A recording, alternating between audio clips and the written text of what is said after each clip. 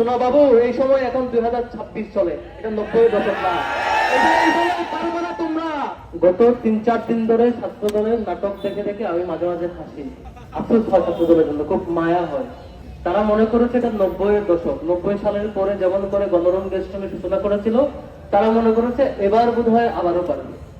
তারা মনে করেছিল 90-এর দশকে যেমন করে ন্যারেটিভ উৎপাদন করে সবকিছু নিয়ন্ত্রণ করে যেমন মন চাই তেমন করে সন্ত্রাসের রাজ্য কায়েম করেছিল, তারা ভেবেছে তেমনটা আবারও পারবে।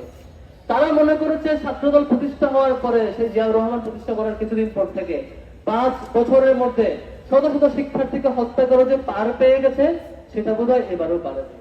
ক্ষমতায় বিএনপি গেল, যাওয়ার পরে অনেক চেষ্টা করলো, 1 মাস 1.5 মাস চেষ্টা করে দেখলো বিশ্ববিদ্যালয় নয়, সারা বাংলাদেশের একটা কলেজে তারা দখল করতে পারলো না।